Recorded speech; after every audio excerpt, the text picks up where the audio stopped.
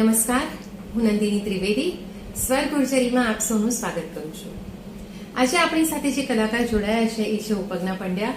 Hello ઉપજ્ઞા, કેમ છો? તમારું સ્વાગત છે આજની અમારી જે ચેનલના એપિસોડ છે એમાં.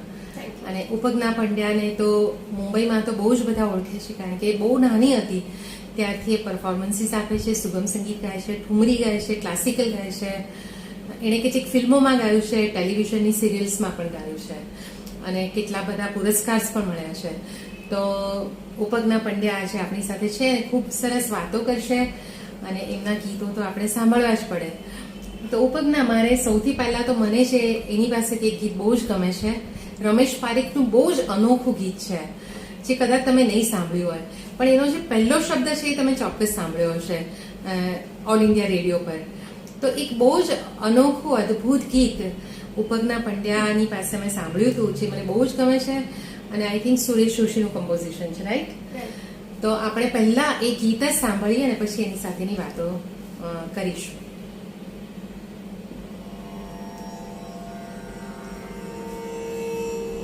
ઝુમરી તલૈયાના રાણા સંગ, ઝુમરી તલૈયાના રાણા સંગ, તમારી રીસ પરોઢી તડકા જેવી અરરરરરર. ઝુમરી તલૈયાના રાણા સંગ, તમારી રીસ પરોઢી તડકા જેવી અરરરરરર. ઝુમરી તલૈયાના રાણા સંગ, ઝાકળ ઝાકળ ઝુઈ કરી હું, ઝાકળ ઝાકળ ઝળહળું આ જુઈનું સરોવર. ઝુમરી તલૈયાના રાણા સંગ, તમારી રીસ પરોઢી તડકા જેવી અરરરરરર. ઝુમરી તલૈયાના રાણા સંગ. દરિયો ખૂટે ના ખૂટે, ટહુકો તૂટે ના તૂટે, તક તો ફૂટે હા ફૂટી જાય. દરિયો ખૂટે ના ખૂટે, ટહુકો તૂટે ના તૂટે, તક તો ફૂટે હા ફૂટી જાય. સાથિયા પૂર્યા હા પૂર્યા, ઉંબરો પૂજો હા પૂજો, દરિયો ખૂટે હા ખૂટી જાય.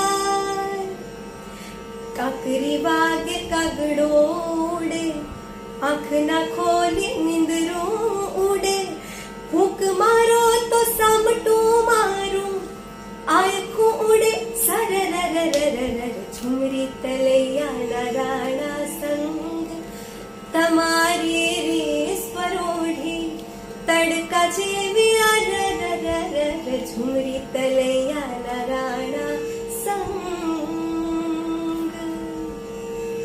વાહ, અદ્ભુત ગીત છે આ. અને ઓલવેઝ તારા અવાજમાં તો બહુ જ સરસ લાગે છે. ઓકે, સંગીતમાં જ કરિયર બનાવી એવું કઈ ઉંમરથી નક્કી કર્યું હતું? મને એવી કોઈ ઉંમર યાદ જ નથી જ્યારે મેં એવું ના વિચાર્યું હોય કે મારે ગાયિકા બનવું છે. કારણ કે હું લગભગ 3 વર્ષની હતી ત્યારથી જ મારા પેરેન્ટ્સનું, મારા કરતાં વધારે મારા પેરેન્ટ્સનું ઇન્ક્લિનેશન મ્યુઝિક તરફ હતું. ઓકે.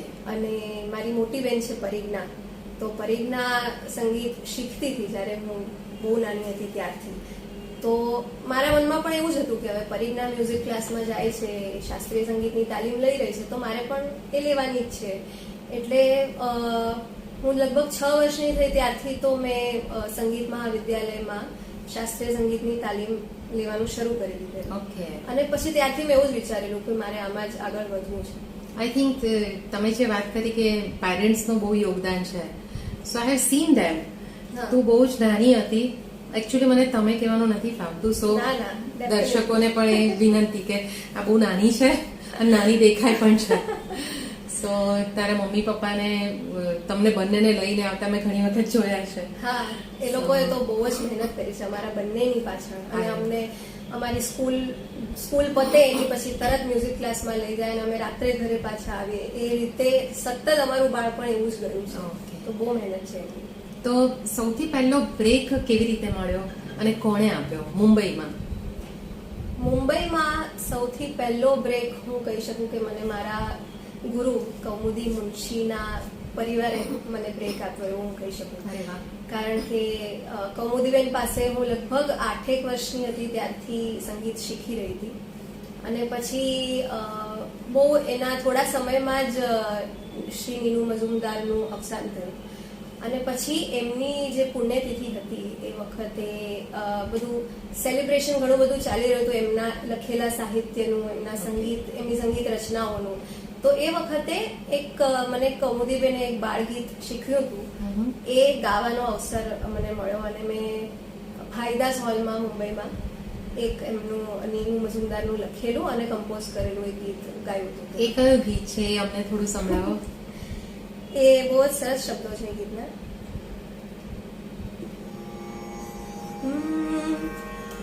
મોજું ફરી વળ્યો સુવાળપનું મને આવ્યું છે રેશમી સપનું. હો મને આવ્યું છે રેશમી સપનું. મોજું ફરી વળ્યો સુવાળપનું મને આવ્યું છે રેશમી સપનું. હો મને આવ્યું છે રેશમી સપનું. ઓકે. આવું આ ગીત હતું અને ઓફકોર્સ કૌમુદી બેનના જે સન છે શ્રી ઉદય મજુમદાર એ બહુ મોટા સંગીતકાર છે અને ગાયક છે. તો એમની પાસે પણ શીખવાનો અવસર મને મળતો રહ્યો છે અને એમણે જ મને આ સૌથી પહેલો બ્રેક આપ્યો હતો સ્ટેજ ઉપર. અરે વાહ, વેરી નાઇસ. કૌમુદી મુનશીની વાત કરી, બહુ જ અગ્રગણ્ય ગાયિકા અને બહુ જ મીઠું ગાય. તો કૌમુદીબેન પાસેથી આઈ થિંક ઘણી નાની ઉંમરથી યુ હેવ સ્ટાર્ટેડ લર્નિંગ. હા. તો એ જર્ની વિશે થોડીક વાત કર અને એમની પાસેથી પર્સનલી શું આત્મસાત કર્યું અને પ્રોફેશનલી. જેમ મેં કહ્યું પહેલા પણ કે હું બહુ નાની હતી ત્યારથી એમની પાસે જતી હતી. તો ઓફકોર્સ એવું નથી કે ફક્ત મ્યુઝિકલી જ એમણે મને ડેવલપ કરી છે, પણ મારું જે મારા વ્યક્તિત્વના ઘડતરમાં કૌમુદીબેનનો બહુ મોટો ફાળો રહ્યો છે. એમણે મને કેવી રીતે ખાવાનું ખાવું ત્યારથી લઈને ખાવાનું કેવી રીતે બનાવવું ત્યાં સુધીની આખી જર્ની હું એમની પાસે શીખી છું. અને ગાવામાં ખાસ કરીને કહું તો એમનો સૌથી મોટો મુદ્દો હંમેશા એ જ હોય કે તમે જે પણ ગાઓ છો એ કહીને ગાઓ. કદાચ તમારી પણ આ વાત એમની સાથે થઈ જ હશે કે કહન બહુ જરૂરી છે, કે ગાયકના ગાવામાં કહન હોવું જોઈએ. એટલે કે ભાવ, એક્ઝેક્ટલી ને ભાવ ને તમે વાત કેવી રીતે રજૂ કરો છો. હા, અને એ વાત રજૂ કરવા માટે સૌથી મોટું માધ્યમ છે એ ગાયનના શબ્દો. તો એટલે તમે જે શબ્દો ગાઓ છો એ સાચા ગાઓ, જે સાહિત્ય ગાઓ છો એ સાચું ગાઓ. એને માટે એનું ઉચ્ચારણ સાચું કરો. પછી એ હિન્દી હોય કે ગુજરાતી હોય કે ઉર્દુ હોય કે પછી જે ઠુમરીનું સાહિત્ય એ બ્રજ ભાષામાં છે, તો એ દરેકના ઉચ્ચારણો પણ બદલાયા કરે. તો એ બધા જ પ્રકારની ટ્રેનિંગ એમણે મને આપી. ઓકે. તો એમની સાથે જે તમે ટ્રેનિંગ લીધી એનું ઇમ્પ્લિમેન્ટેશન કેવી રીતે થયું તમારી ગાયકીમાં, એ કંઈક ગાઈને બતાવો તો. કૌમુદીબેનની જ કોઈ ઠુમરી અથવા તો એમની પાસે જે ઠુમરી શીખ્યા હોય. ચોક્કસ. હું સૌથી પહેલું મેં જે એમની પાસે દાદરા હું શીખી હતી, ઓકે, એટલે ઠુમરી અંગનો દાદરા છે, એ હું તમને ગાઈને સંભળાવું.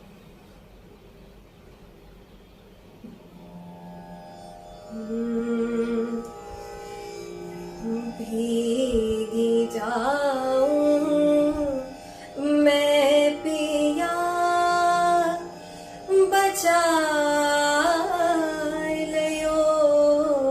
ભીગી જાઉં મેં પિયા. અને સાથે સાથે તમને કહું કે શું એમણે શીખવાડ્યું કે જો આ બચાઈ લયો જે શબ્દ છે એ કેવી રીતે ગાવા જોઈએ. કોમ્પોઝિશન તો આવી રીતે છે, બચાઈ લયો ભીગી જાઓ. પણ એમણે કીધું કે તમે એને રિક્વેસ્ટ કરો છો, વિનંતી કરો છો કે બચાવ મને આવીને. તો એ કેવી રીતે કહેવાય? બચા લયો ભીગી જાઉં મેં પિયા ઝરના લાગે બદરિયા ભીગી જાઉં મેં પિયા ભીગી જાઉં ભીગી જાઉં ભીગી જાઉં मैं पिया बचा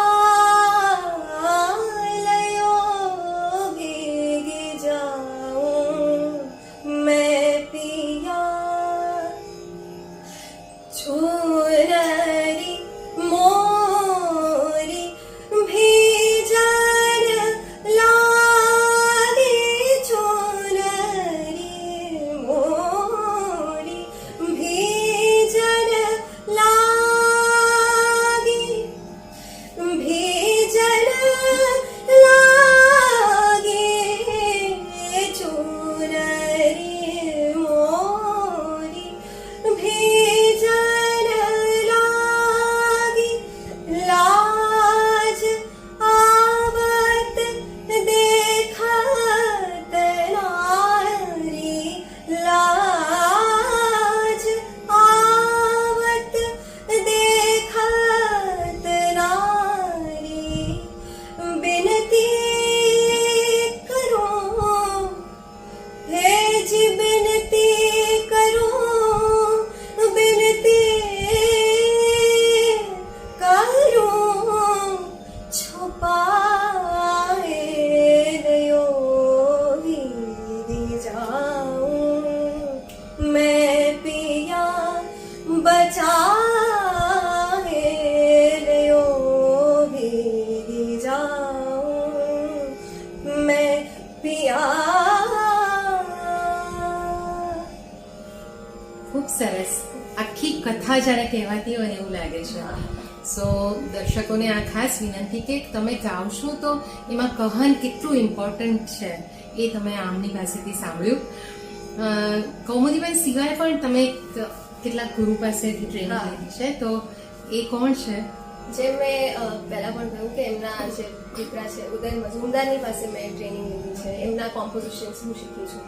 પછી જે બીજા સંગીતકારો છે શ્રી સુરેશ જોશી, મારા બહુ જ ફેવરેટ કમ્પોઝર છે, એમની પાસે એમના બહુ બધા કોમ્પોઝિશન્સ હું શીખી છું. હું શ્રી દિલીપ ધોળકિયા પાસે જ્યારે હતા ત્યારે એમના ઘરે જતી વારંવાર અને શીખતી. ઇનફેક્ટ એ અમદાવાદ હા, એક કંઈક એની ઘટના મને યાદ આવે છે કે એમ દિલીપ ધોળકિયા પાસે એક ગીત તમે શીખ્યા હતા. એ પ્રોગ્રામમાં સૌથી નાની કલાકાર તમે હતા ને સૌથી મોટા એ હતા. તો એ શું હતી વાત? એ કરસનદાસ માણેક, કવિ કરસનદાસ માણેકની જન્મ શતાબ્દીનું વર્ષ હતું અને એનું સેલિબ્રેશન હતું. અને એમાં ઉદય અંકલે કહ્યું કે એમણે દિલીપ દાદાને કહ્યું કે તમે ઉપજ્ઞા માટે કંઈક કમ્પોઝ કરો કે. અને હું ત્યારે લગભગ 10-12 વર્ષની હતી, તો મારા વોઇસને સૂટ થાય એવું, અને હું નાની છું એટલે શબ્દો પણ એટલા હેવી ના હોવા જોઈએ, એ પ્રકારનું કોઈ કોમ્પોઝિશન હોવું જોઈએ, એવી રચના હોવી જોઈએ. તો એ ઉદય અંકલે સિલેક્ટ કર્યું આ ગીત. અને એ ગીતની ફર્સ્ટ લાઈન એટલે હરીના છઈએ હરીના થઈએ હરીના થઈને રહીએ રે. એકદમ સિમ્પલ એના શબ્દો હતા અને એને એટલી જ સિમ્પ્લિસિટીથી દિલીપ દાદાએ ખાસ મારે માટે કમ્પોઝ કર્યું હતું. અને પછી એ મેં રજૂ કર્યું હતું ભાઈદાસ હોલમાં અને પછી બધાને બહુ ગમ્યું હતું. એટલે આઈ થિંક જે પહેલા દાયકાની છોકરી હતી 10 વર્ષની, એણે 90 વર્ષના આઈ થિંક 80 યર્સના પ્રોબેબલી 8 દાયકાના જે કલા સંગીતકાર છે એમનું ગીત ગાયું હતું. કરેક્ટ. તો આ બહુ મોટો કોન્ટ્રાસ્ટ હતો. એ ગીત 10 દાયકાના એના કવિ. હા, યસ યસ. તો એનું એ ગીતની પણ 2 પંક્તિ સંભળાવો. હરિના છે હરિના થઈ હરિના થઈને રહીએ હરિના છે હરિના થઈ હરિના થઈને રહીએ રે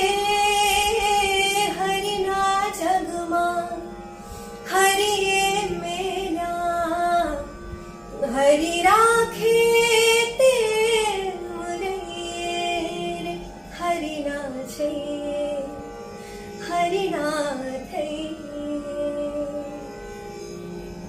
સરસ છે, બહુ જ સુંદર રચના છે. તમે ટીચિંગ પણ કર્યું છે આઈ થિંક કોલેજમાં. હા, તો એ આખી પ્રોફેશન અને હવે નથી કરતા, so what is the reason? હું તમને કહું, મેં સાયકોલોજી સબ્જેક્ટમાં ગ્રેજ્યુએશન કર્યું મીઠીબાઈ કોલેજમાંથી વિલેપારની. અને પછી સાયકોલોજી મને જરા બહુ વધારે હેવી લાગતું હતું, એટલે પછી મેં વિચાર્યું કે મારે ભણવામાં પણ એવું કંઈક કરવું જોઈએ જેમાં મને મજા આવે છે. તો મારું આઈ થિંક સંગીત પછી સૌથી મોટું બીજું પેશન જો હોય તો એ ભાષા છે અને ગ્રામર છે. તો એટલે મેં ગુજરાતી સાહિત્યમાં માસ્ટર્સ કર્યું, પછી મેં એમાં જ એમફિલ પણ કર્યું. અને પછી મેં વિચાર્યું કે આમાં થોડું વધારે આપણે એક્સપેરિમેન્ટ કરી જોઈએ, આમાં હું શું કરી શકું છું. એમ વિચારીને મેં મીઠીબાઈ કોલેજમાં એ વખતે, એટલે મારી જ કોલેજ, એમાં એ વખતે જગ્યા પણ ખાલી હતી ટીચરની. તો ડિગ્રી કોલેજ માટે એ લોકોને ટીચર જોઈતા હતા. અને મારા સારા નસીબ કે ખરાબ ખબર નહીં, પણ આખું ડિપાર્ટમેન્ટ મારે જાતે જ રન કરવાનું થાય, ગુજરાતી ડિપાર્ટમેન્ટ. એવો વારો આવ્યો અને એ જોબ મેં કર્યો લગભગ 2 વર્ષ સુધી. મેં એમાંથી 6 મહિના મેં એકલી આખું ડિપાર્ટમેન્ટ રન કર્યું. અને 2 વર્ષ હું ત્યાં જોબ કરતી હતી, હું ડિગ્રી કોલેજના સ્ટુડન્ટ્સને ભણાવતી હતી. અને એમાં મને મજા આવી રહી હતી, અને સ્પેશિયલી ગ્રામર ભણાવવામાં તો મને બહુ જ મજા આવતી હતી. પણ પછી મને થયું કે આ બહુ વધારે બોલ કરવાથી મારો અવાજ બહુ થાકી જાય છે, અને મારો જે રિયાઝનો ટાઈમ હોય સવારનો, એ વખતે મારે કોલેજમાં જ એ સમય ફાળવી દેવો પડે. તો પછી મને એ જરા રૂચ્યું નહીં, એટલે પછી મેં ફાઇનલી એ જોબ છોડી દીધો. ઓકે, તો હવે કમ્પ્લીટલી મ્યુઝિકને ડેડિકેશન? હા, હવે તો હું મ્યુઝિક જ કરું છું. અને તમે કંઈક હમણાં શુભા મુદગલજી પાસે પણ થોડી ટ્રેનિંગ લો છો, તો એ વિશે થોડી વાત કરો. શુભા મુદગલજી પાસે હું છેલ્લા 1 વર્ષથી હું ટ્રેનિંગ લઉં છું. અને એ કેવી રીતે શક્ય બન્યું એ પણ થોડુંક? એ શક્ય તો એ પણ એક નસીબની જ વાત છે, કારણ કે મારા જે જીવનસાથી છે શ્રી શાંતનુ ગેરલેકર, એ શુભાજીના બહુ જૂના સ્ટુડન્ટ છે અને બહુ વર્ષોથી એમની પાસે શીખે છે. અને શાંતનુ થકી મને એમને મળવાનો મોકો મળ્યો, અને એમણે મારો અવાજ સાંભળ્યો અને એમને મેં પૂછ્યું કે તમે મને શીખવશો? તો એમણે કીધું કે હા, તું મહેનત કરવાની હોય અને જો તારા જે ગુરુ છે કૌમુદીબેન મુનશી, એમની પરમિશન હોય તો હું તને શીખવીશ. અને એ વખતે કૌમુદીબેન તો આ દુનિયામાં હતા, અને મેં એમને પૂછ્યું હતું કે હા, મારે શીખવું છે શુભાજી પાસે, તો હું શું કરું?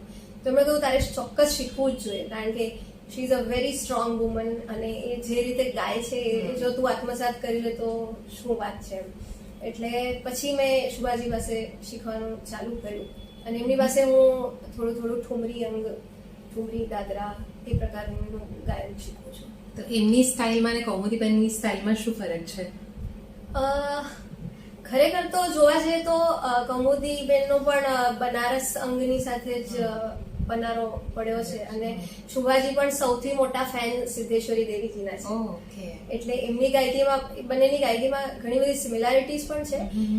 પણ મને શુભાજી પાસે લય સાથે કેવી રીતે રમવાનું એ શીખવા મળ્યું. કેવી રીતે તમે જે રાગ પર આધારિત જે ઠુમરી છે એ જો ગાઓ છો, તો કેવી રીતે એ જ રાગમાં રહીને કોઈ પણ બહારનો સૂર લીધા વગર અથવા બહારનું કોઈ ચલન લીધા વગર, કોઈ ફ્રેઝ લીધા વગર એ જ રાગમાં રહીને કઈ રીતે ઠુમરી રજૂ કરવી, એ પણ હું શીખી. અને કૌમુદીબેન પાસે તો ઓફકોર્સ હું એક્સપ્રેશન્સ અને ભાવ એ બધું શીખી છું.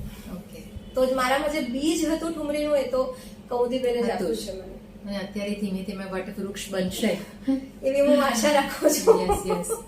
હવે જીવનસાથીની જ વાત નીકળી છે, તો આઈ થિંક આપણી જોડે શાંતનુ પણ છે જ, તો એમને પણ બોલાવી લઈએ, તો એમની સાથે પણ થોડીક વાતો કરીએ અને સ્વર ગુર્જરીના દર્શકોને એક ગુજરાતી આર્ટિસ્ટ જે છે એની સાથે આ મહારાષ્ટ્રીયન જીવનસાથીનું કેવું કોમ્બિનેશન છે એ પણ જાણવા મળે. ચોક્કસ. તો આપણે એમને ઇન્વાઇટ કરીએ. वेलकम शांतनु जी. नमस्ते. स्वर गुर्जरी में आपका स्वागत है. तो शांतनु जी की जो पहचान है वो मराठी फिल्म में बहुत ज्यादा है, because he is a Maharashtrian. उन्होंने बहुत सारी मराठी फिल्मों में म्यूजिक दिया है. एक शॉर्ट फिल्म में तो उन्होंने जो म्यूजिक दिया था उसको नेशनल अवार्ड मिला है। ही इज अ कंपोजर, बहुत अच्छा कंपोज करते हैं, गाते भी बहुत अच्छा है। तो और आई थिंक आपने शुभा जी से म्यूजिकल ट्रेनिंग ली है, तो हम उनसे भी थोड़ी बातें करेंगे। तो शांतनु जी, पहले तो हमें ये बताइए कि आपकी म्यूजिकल जर्नी कैसे स्टार्ट हुई? सबसे पहले नंदिनी जी और स्वर गुर्जरी के सभी दर्शकों को मेरा नमस्कार। मैं वैसे बेलगाम नाम की जो जगह है नॉर्थ कर्नाटका में, वो मेरा नेटिव प्लेस है। हमारी फैमिली वहीं पे है। आज भी मेरे माता पिता वहीं पे रहते हैं। तो हमारे घर में संगीत का माहौल है पहले से, मैं तो कहूँगा पीढ़ियों से है। और संगीत और वेद, ये दो चीजें हमारे घर में है। मेरे चाचा आज भी ऋग्वेद के पंडित हैं, संस्कृत और ऋग्वेद के। तो मुझे घर से काफी, मैं खुद को लकी समझता हूँ कि ऐसे घर में पैदा हुआ जहाँ पे मुझे बचपन से संगीत सुनने मिला, सीखने मिला। मेरे पिताजी सिखाते भी हैं, तो घर में जैसे लोग सीखने आते थे उसमें ही हम सीख गए बहुत सारा, मैं और मेरा भाई। फिर एट वन पॉइंट ऐसा आया कि इसको सीरियसली लेना चाहिए अब। और क्योंकि बहुत ही सुंदर बचपन था हमारा, बहुत सुंदर शहर है। आप अगर आप कभी गए होंगे तो खेलने कूदने में चला जा रहा था बचपन। तो पापा ने समझाया कि आपको सीरियसली लेना पड़ेगा। सो लगभग 10th में उन्होंने कहा मुझे 10th के बाद कि फॉर्चुनेटली पढ़ाई में भी अच्छे थे, तो आपको एक चूज करना पड़ेगा कि आपको संगीत करना है। मैं एनसीसी और ये सब में था, तो डिफेंस में काफी इंटरेस्ट था। तो वही कि आपको स्ट्रीमलाइन करना पड़ेगा खुद को, नहीं तो मुश्किल हो जाएगी। तो बम्बई कैसे आए? तो उस पॉइंट पे मैंने डिसाइड किया कि म्यूजिक करना है। और फिर पापा ने कहा कि आपको अभी मुंबई जाना पड़ेगा। और उन्हीं की वजह से शुभा मुद्गल जी, अनीश प्रधान जी उनके संपर्क में थे। मेरा बड़ा भाई अभिमन्यु ऑलरेडी अनीश जी से तबला सीख रहा था। और हम शुभा जी के फैंस ही थे। तो मैंने शुभा जी को ही पूछा कि आप क्या सिखाएंगी मुझे। और उसमें ये सवाल था कि जनरली लोगों को पता होगा कि फीमेल और मेल स्केल में फर्क होता है, तो सीखने सिखाने की प्रॉब्लम थी। बट क्योंकि शुभा जी थी तो वो मुझे मेरी ही की में पहले से सिखाती। अरे वाह, तो लकी है आप। हाँ, काफी लकी हूँ मैं वैसे। ओके। तो आप बहुत सारे गाने कंपोज किए हैं, म्यूजिक कंपोज किया है, तो कुछ आपका सुनाइए हमें। हम करंटली दोनों मिलके कुछ निर्गुण सगुण इस तरह का करने का सोच रहे हैं। तो as a part of it, because most of your audience is also Gujarati, तो हमने एक गाना किया है। Will try to sing that together. Definitely.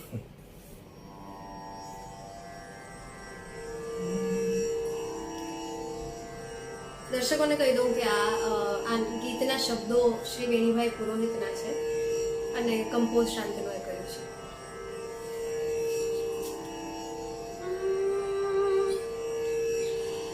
સપનામાં જાગ્યો તેનું લાગ્યો ઉજાગરો રે,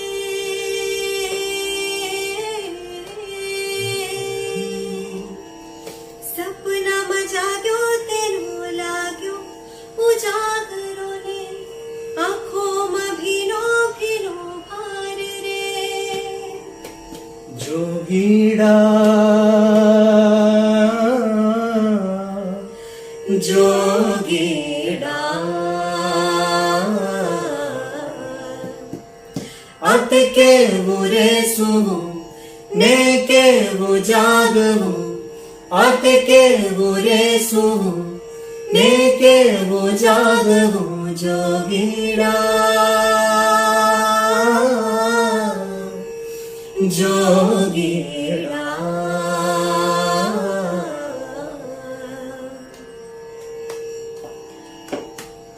સામે આવે તે પહેલા પામી લીધા આડે આવે તે પહેલા દુખડા મેં વામી લીધા સામે આવે તે પહેલા સુખડા મેં પામી લીધા આડે આવે તે પહેલા દુખડા મેં વામી લીધા મારો તે લાગે મને ભાર મારો તે લાગે મુને ભાર જોગીડા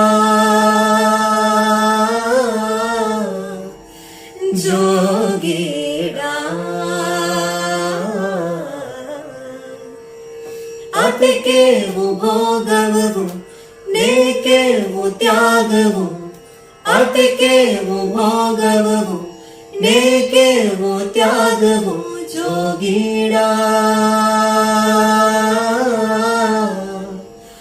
જોગીડા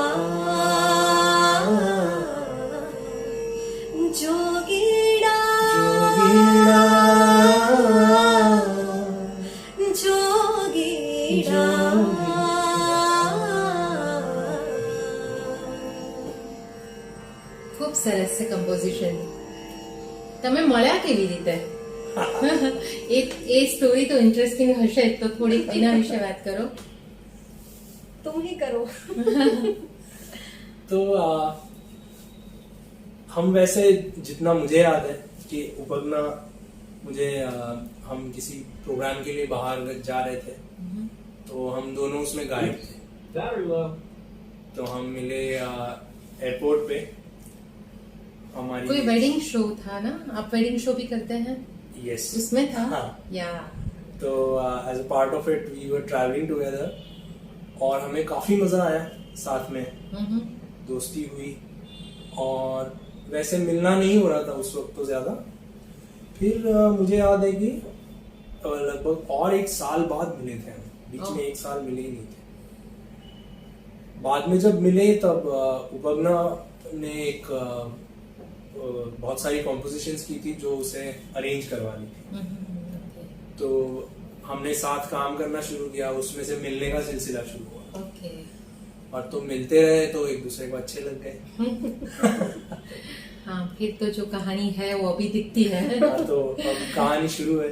यस यस. तो आपके प्रोजेक्ट्स के बारे में कुछ बताइए कि आप कौन से प्रोजेक्ट के ऊपर काम कर रहे हैं?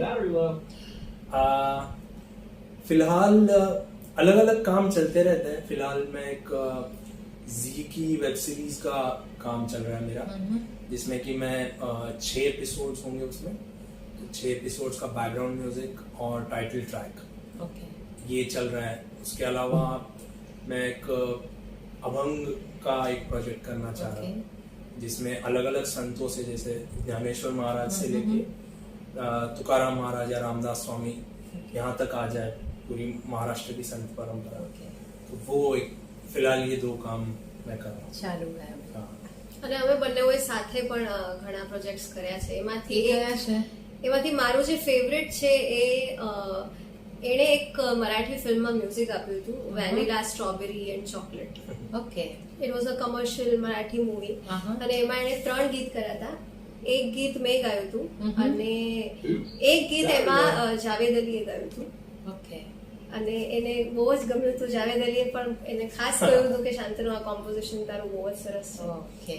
તો હા, એટલે એમાં અને બીજું એક ડ્યુએટ મેં બીજી ઋતુજા લાડ કરીને એક સિંગર છે એની સાથે મેં ડ્યુએટ ગાયું હતું એમાં. ઓકે. તો એ પ્રોજેક્ટ ઉપર મને શાંતનુ સાથે કામ કરવાની બહુ મજા આવી. એ કયું ગીત હતું? वो गाना आप चाहे तो YouTube पे ऑब्वियसली होगा. वो वेनिला स्ट्रॉबेरी चॉकलेट नाम की फिल्म थी मराठी. और ये नाम और उपगना पंड्या डाल देंगे आपको तो वो गाना सुनने मिल जाएगा. तो अच्छे से सुनने को मिलेगा with music and all. Okay, ठीक है. तो आप दोनों में कल्चरल डिफरेंस तो है ही, और क्या सिमिलरिटी और कुछ डिफरेंसेस है? हम दोनों में डिफरेंसेस काफी हैं ऑब्वियसली. जैसे आपने कहा अलग अलग हम भाषा अलग है, कल्चर अलग है, ज्योग्राफी अलग है. अब तो फिलहाल मुंबई है बट पर मेन जो हमारे में हमें जो चीज बांध के रखती है वो है म्यूजिक. उसी से हम मिले हैं, वही और म्यूजिक एक ही चीज है ऐसा नहीं है, हम दोनों में काफी अच्छी अंडरस्टैंडिंग है बहुत चीजों के बारे में, एक दूसरे के साथ रहने में मजा आ रहा है, हमारे पास एक दूसरे के साथ बातें करने के लिए टॉपिक्स है। मेरे लिए तो वो बहुत इम्पोर्टेंट चीज होती है, किसी के साथ भी वक्त गुजारने के लिए आपको उसके साथ चर्चा करने आनी चाहिए। So when you have similar interests, only then you can talk with each other for hours. So I feel fortunate that I am with Upagna. पर एक दूसरे का जो नेचर है उसमें कोई ऐसी बात हो सकती है कि जो नहीं पसंद है तो ऐसी तो आप भी बताइए। અમારા બંનેનો નેચર એકબીજાને કોમ્પ્લિમેન્ટ કરે છે, કારણ કે હું જરા ચંચળ સ્વભાવની છું. ચંચળ એ બહુ નમ્ર શબ્દ થઈ ગયો, હું થોડી શોર્ટ ટેમ્પર્ડ છું, તો મને જલ્દી કોઈ પણ વાતનું ફ્રસ્ટ્રેશન આવી જાય. પણ શાંતનુ એના નામ પ્રમાણે એકદમ શાંત વ્યક્તિ છે, એટલે મને કેવી રીતે શાંત રાખવી છે, અથવા હું છતાં પણ જો બહુ જ ફ્રસ્ટ્રેશનમાં છું તો ત્યારે એને પોતે કેવી રીતે બિહેવ કરવું જોઈએ એને બરાબર ખબર છે, એટલે આ સૌથી મોટો પ્લસ પોઈન્ટ છે. અને તમને શું એનામાં એવું લાગે છે કે मतलब जहाँ वो क्या बोलते हैं प्रॉब्लम हो सकती है कि अरे ऐसा क्यों किया? नहीं, ये उपगना ने बोला, यही मैं शायद बोलने वाला था. ओके. पर मुझे पुश बहुत मिलता है उपगना की वजह से. तो जैसे उपगना ने कहा शांत, तो मैं एट टाइम्स आई एम जरूरत से ज्यादा शांत हूँ. तो कुछ किया ही नहीं, अपना नहीं बोलते, मौला बैठा हुआ है, ये ना हो, इसका इंस्पिरेशन मुझे उपगना से मिलता है. Okay, great. अच्छा, आपके फर्स्ट गुरु मुझे लगता है कि आपके पिताजी. तो उनके बारे में कुछ बताइए, और उनका कोई कंपोजिशन है तो सुनाइए. मेरे पापा का ज्यादातर काम शास्त्रीय संगीत के क्षेत्र में ही है. उनका नाम है नंदन हेरलेकर. ओके.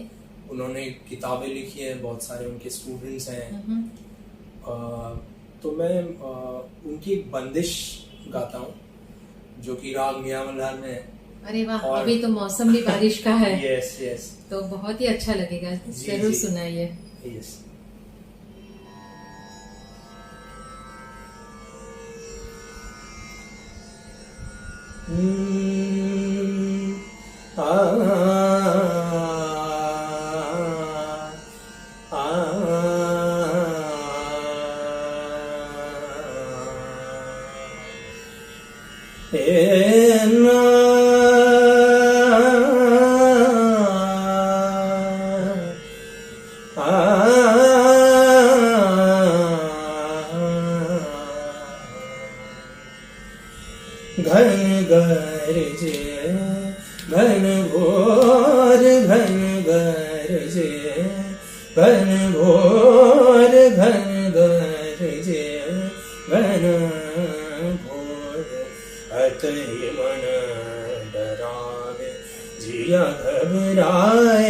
सावन बूंदन खेलन आए, चमाचम बिजली चमके चमके, घन गरजे, घन घोर घन गरजे. सब जल नदिया भरे, सब जल नदिया भरे, दादुर बोले मयूर बोले, कीर्तन करत पुकार, ताल धरत जलधार, घन गरजे, घन घोर घन गरजे, घन गरजे, घन गरजे. वाह, क्या बात है, बहुत सुंदर है. आपके रोल मॉडल क्या है? आप दोनों इस सवाल का जवाब दे सकते हैं. હું તો જો કે બાળપણથી કૌમુદીબેનને જોતી આવી છું, એટલે એ મારા સૌથી પહેલા રોલ મોડલ રહી ચૂક્યા છે. પણ એ સિવાય મેં જેમની પણ પાસે તાલીમ લીધી છે, ખાસ કરીને શ્રી પુરુષોત્તમ ઉપાધ્યાય એમના ઘણા કોમ્પોઝિશન્સ હું એમની પાસે શીખી છું. Okay. તો એ પણ મારા રોલ મોડેલ છે. એ જ્યારે સ્ટેજ ઉપર ગાય ત્યારે બીજી કોઈ વસ્તુ મેટર જ ના કરે. Very true. તો આ એક વસ્તુ એમની મને બહુ ગમે છે. અને હું બોલિવૂડ મ્યુઝિક બહુ ગાતી નથી, પણ હું સાંભળું છું ખૂબ, અને બાળપણથી મને સોનુ નિગમનો બહુ જ ક્રેઝ રહ્યો अरे છે. वाह. तो of course he is my role model. Oh, that's so nice. और आपके? अगर आप शास्त्रीय संगीत की बात करें तो मैं ऐसे जोग्राफिकल एरिया से आता हूँ जहाँ से लेजेंड्स आए हैं आज तक. Right. कुमार गंधर्व हो गए, भीमसेन जोशी, अभिषेकी जी भी गोवा के ही हैं, बिल्कुल. गंगूबाई, ये सब हैं. पर करंटली एक तो पहली बात जो उपगना ने बोला वो मेरे लिए 100% मेरा भी वही है कि शुभा मुद्गल जी, Right. उन्होंने मेरी पर्सनालिटी शेप की है. उनके म्यूजिक के अलावा हजारों चीजें हैं जो मैं उनसे सीखा हूँ और सीखता हूँ आज भी. तो उनका नाम लिए बगैर ही मैं आगे जाता हूँ, क्योंकि वो तो ऑब्वियस है. उल्लास कशालकर जी, राशिद खान, Okay. इन लोगों को मैंने बहुत सुना है. इंस्ट्रूमेंटलिस्ट जाकिर हुसैन, शाहिद परवेज, ये सब हो गए. और अगर कमर्शियल बॉलीवुड और इसमें मुझे शंकर महादेवन बहुत अच्छे लगते हाँ, हैं. बहुत ही वर्सेटाइल है. हाँ, उनके साथ काम करने का मौका भी मिला मुझे अरे बंदिश वाह. बैंडिट्स में. ओह अच्छा, उसमें हाँ. क्या किया था आपने? मैंने उसमें गाया है. हाँ. तो कौन सा कुछ याद है? उसमें थोड़ा सा? बहुत बैकग्राउंड में मेरी आवाज आती है, बट हाँ. मेनली जो मेल कैरेक्टर है ओके. उसके जो फादर हैं हाँ. उसमें मेरी आवाज है. अरे वाह. उसमें. ये तो बहुत ही अच्छा एक्सपीरियंस रहा हाँ. होगा. Yes. ओके. फिर A.R. रहमान, ऑफ कोर्स मेरी पीढ़ी के हर एक इंसान को Rahman right. Is like a God of compositions. Hans Zimmer मुझे काफी पसंद है, उनको मैं फॉलो करता हूँ. ओके. यंग म्यूजिशियंस में जेकब कॉलियर नाम का एक बहुत ही टैलेंटेड बंदा है यूएस का, उसको फॉलो करता हूँ. काफी लोग हैं आई नो. जिनको मैं सुनता हूँ. संगीत तो महासागर Yes, है, yes. जहाँ से जो भी मिले वो अच्छा है. ओके, तो अब एक आखिर में एक सवाल करती हूँ कि म्यूजिक में बहुत सारे बदलाव आए हैं, तो आप अपने आप को ये फ्यूचरिस्टिक म्यूजिक में कहाँ देखते हैं? म्यूजिक बहुत फास्ट बदल रहा है, म्यूजिक के फॉर्म्स भी और music as an industry also. Okay.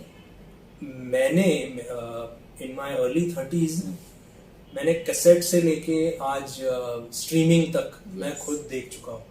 इससे पहले तो लोगों ने ईपी रिकॉर्ड से लिखा हुआ है, पर म्यूजिक एज एन इंडस्ट्री बहुत फ्लक्स से गुजर रही है. उसमें करियर बनाना और पैसा कमाना मुश्किल है, स्पेशली कमर्शियली. आप शोज करके पैसा बना सकते हो आज की तारीख में, पर रॉयल्टी नाम की तो कोई चीज एग्जिस्ट ही नहीं करती हमारे देश में. तो वो मुश्किल है, बट आई एम होपफुल, क्योंकि अभी स्ट्रीमिंग की वजह से no one is saving music, even though no one is buying music, but no one is saving and sharing music. हर एक जन स्ट्रीम कर रहा है, तो एटलीस्ट वो काउंट हो रहा है कि इतने प्लेज हुए. एटलीस्ट आपको वो पता है. और मेरी ऐसी क्या एक होप है, मैं होपफुल इंसान हूँ कि आगे चल के इस काउंट से आर्टिस्टों को पैसा भी मिलेगा. Yes, let's hope so, क्योंकि कलाकारों के लिए तो वो ही उनकी कला ही आजीविका है, उसका जो वो है. तो ये रिस्पेक्ट डिजर्व करते हैं सब तरह के कलाकार. मैं सिर्फ म्यूजिशियंस की बात नहीं कर रहा, हर तरह के कलाकारों को अप्रिसिएशन मिलना चाहिए.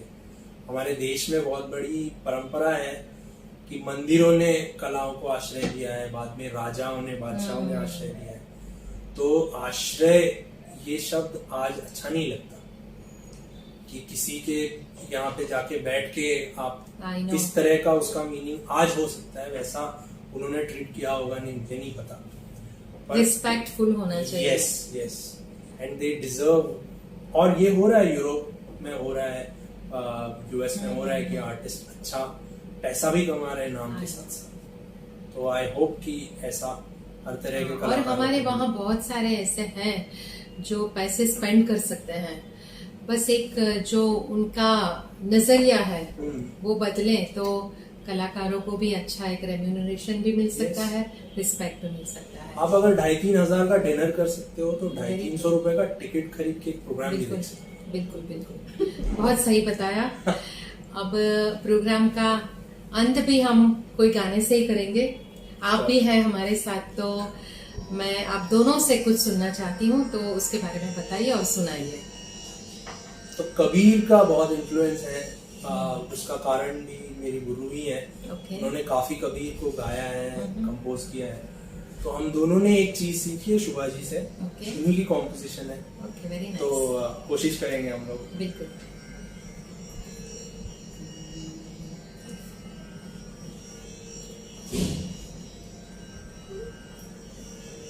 मेरे साहिब आए आज खेलन फागरी, मेरे साहिब आए आज खेलन फागरी। बानी बिमर सगुन सब बोले, बानी बिमर सगुन सब बोले, अनहद बानी रागरी, मेरे साहिब आए आज खेलन फागरी, मेरे साहिब आए आज खेलन फागरी। चाचर सरस सखा संग बोले, चाचर सरस सखा संग बोले, अनहद वाणी रागरी, अनहद वाणी रागरी। शब्द सुनत अनुराग होत है, शब्द सुनत अनुराग होत है, क्या सोवे उठ जागरी, मेरे साहिब आए आज खेलन फागरी, मेरे साहिब आए आज खेलन फागरी। बहुत खूब, बहुत ही सुंदर है। So thank you so much Upagnya and શાંતિનુ. થેન્ક યુ નંદિનીબેન, તમે અમને તમારા પ્રોગ્રામમાં આમંત્રિત કર્યા એને માટે અને આટલો સમય ફાળવ્યો તમે દર્શકોએ એને માટે ખૂબ ખૂબ આભાર. Thank you so much.